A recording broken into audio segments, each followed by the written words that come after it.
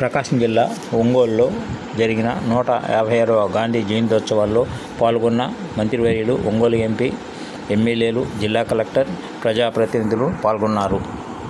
అనుకుంటా ఉన్నాం, ఇక్కడ ఆ విగ్రహం కూడా పాత అయిపోయింది, విగ్రహం కూడా మార్చాలి, కంసు విగ్రహం పెట్టాలి.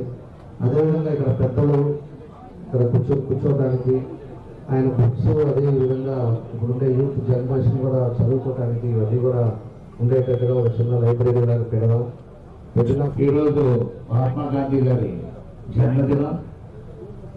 గాంధీ గారి అడుగుజాడలో నడిచేదాని కొరకు ప్రధానమంత్రి గారు నరేంద్ర మోడీ గారు, మన రాష్ట్ర ముఖ్యమంత్రి వర్యులు కూడా చంద్రబాబు నాయుడు గారు కూడా తలపెట్టిన కార్యక్రమాలను చూస్తున్నాం. స్వచ్ఛ ఆంధ్ర అనేది మన ముఖ్యమంత్రి గారు కూడా, చంద్రబాబు నాయుడు గారు కూడా ఈ ప్రాంతాలు అభివృద్ధి చేస్తున్నారు. ఆయన 150 సంవత్సరాలు అని అంటే కనుక ఆల్మోస్ట్ మనం 3 తరాలు కూడా ఆయన్ని ఎప్పుడు కూడా రిమెంబర్ చేసుకుంటున్నామని అంటే కనుక ఆయన ఇచ్చినటువంటి స్ఫూర్తి. తర్వాత ఈజ్ నాట్ జస్ట్ ఫ్రీడమ్ స్ట్రగుల్కి సంబంధించినటువంటి లీడరే కాదు, ఆయన ప్రపంచాన్ని అంతటికీ కూడా ఆయన ఒక టీచర్.